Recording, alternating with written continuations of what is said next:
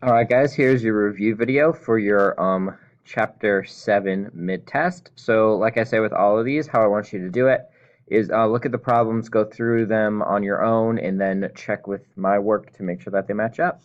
Alright, so let's first start off with 6 decreased by x is 15. So for this one, let me get here.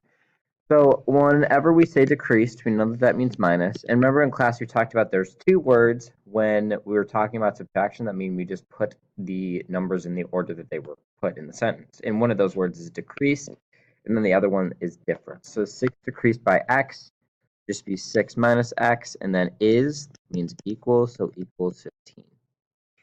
Now our second one is half of x is 8.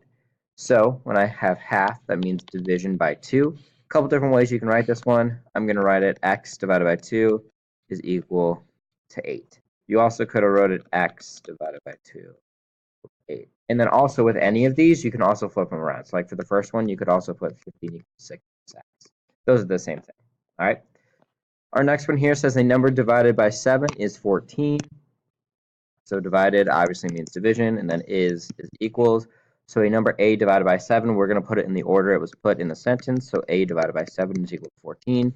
You also got to have 14 equal to a divided by 7. That's the same thing. And then we have a number x decreased by 5 is 3. So we have that word decreased again.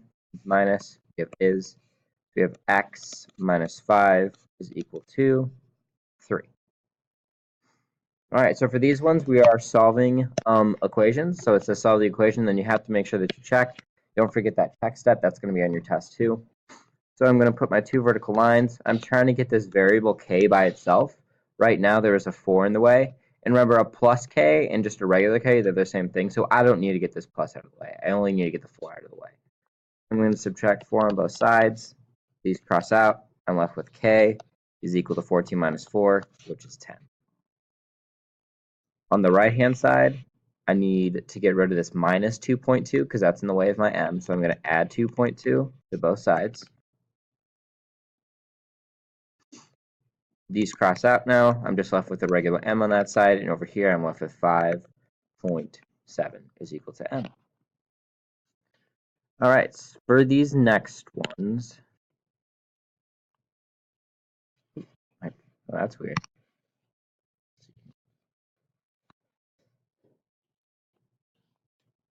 Let's see. Actually, I don't want to do this one. One like that won't be on your test. That's a two-step problem. We'll get to those eventually, but we're not going to do one. All right. So over here we have 31 is equal to 6.2 times y. So what's bothering my variable y here is this 6.2, and it's being multiplied. So what I need to do is get that 6.2 out of the way. So I'm going to divide each side by 6.2. So over here, now I'm just left with a regular y. But I need to figure out what 31 divided by 6.2 is. I'm going to move my decimal spot over 1, which means I need to move this one over 1 also, and then move it straight up. So now I have 62, and I'm going to put in my placeholder, so this is actually 310. So we have to see how many times 62 goes into 310. And it turns out that it goes in 5 times even, which is 310. So if you subtract, you get 0. So our answer would be is y is equal to 5. Oh, and I forgot to do the check steps back on this one, but I'll do it here. So in order to do your check step, what you would have to do is you would rewrite the original. And then you plug in whatever answer you got. And then you do the math and you see if they match up, which in this case they do. Back on these ones, you would do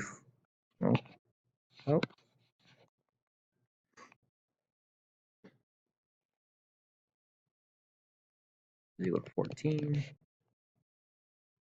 Plug in what you know. 14 is 14.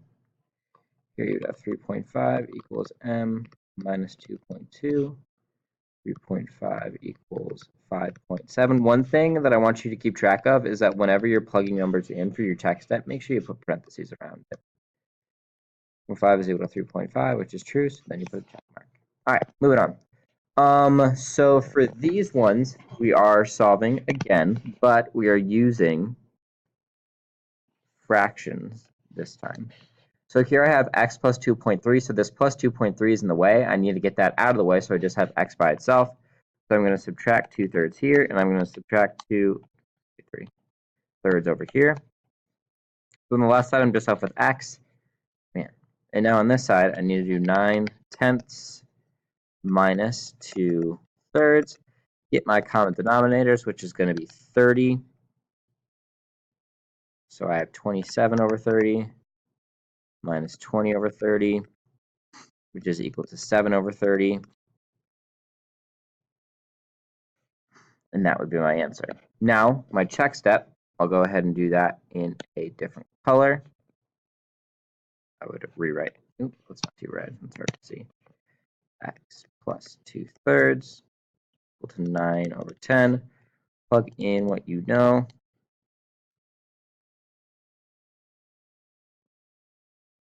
Multiply that by 10, not by 10. So you have 7 over 30 plus 20 over 30 equals 9 over 10. And then I'm going to bring it over here. So I have 27 over 30 equals 9/10, which is true because if you reduce 27 over 30, you get 9/10. So then you have your check.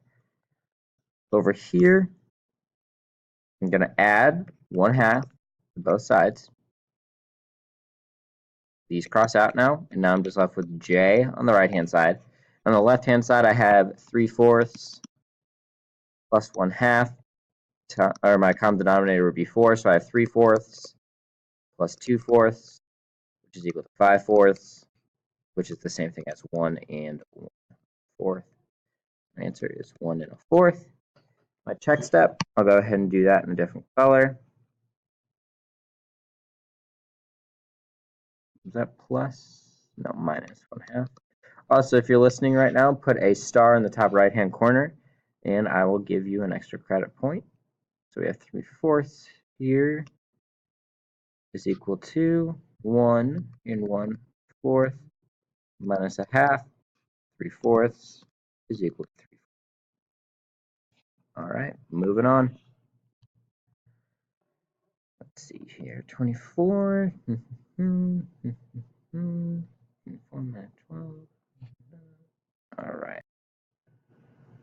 All right, so here's our next one. It says write the word sentence as an equation, and then we need to solve the equation. So two things we have to do for all of these ones. So it says 93 is the sum, so sum means addition, of a number g and 58. And we also have is, which means equals. So we know that our equation is equal to 93. And then sum is addition, so I have g plus 58. That is my equation. Then I have to solve it. So I'm going to subtract by 58 on both sides here.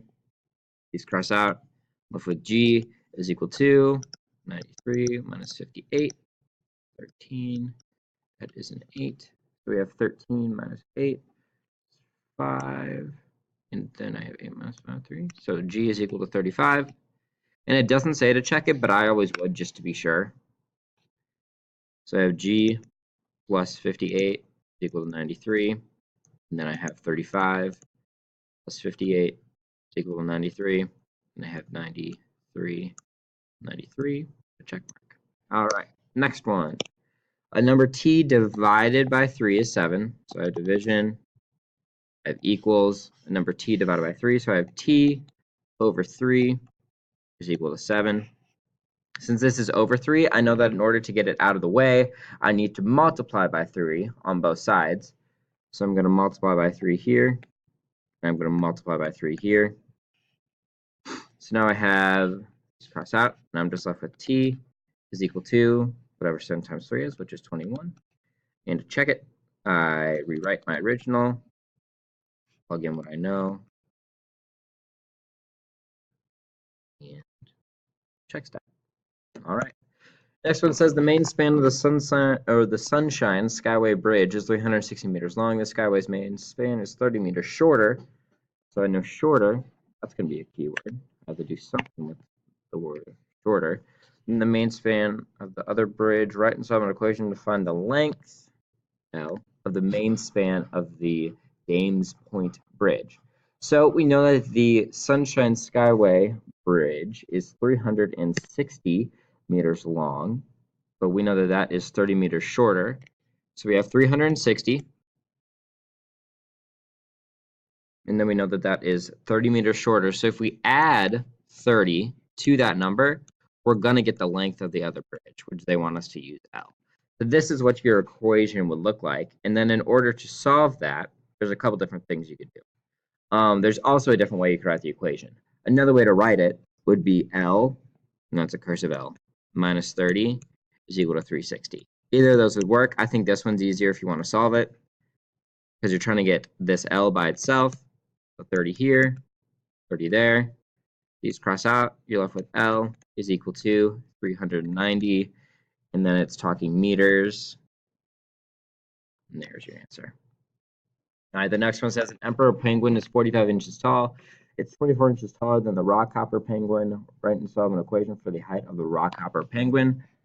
So let's highlight what's important here. We have a rockhopper penguin, then we have 24 inches taller, then we have is 45 inches tall. So I have is 45 inches tall, so I know is means equals. So this whole thing is going to be equal to 45. It is 24 inches taller than the rockhopper penguin. So if you take a rockhopper penguin and you add 24 inches tall, or if you add 24 inches, you're going to get the height of the emperor penguin. So this is what your equation looks like. Then you would subtract 24 on both sides. R is equal to, what would that be? 21 inches tall. So the rockhopper penguin is 21 inches tall. All right, I think I'm actually going to add another slide in class where we're doing a couple more just solving examples. So make sure you're paying attention to that in class, and then you can bring it home and look at it over at home. Other than that, though, that's all I have. So good luck on your test tomorrow.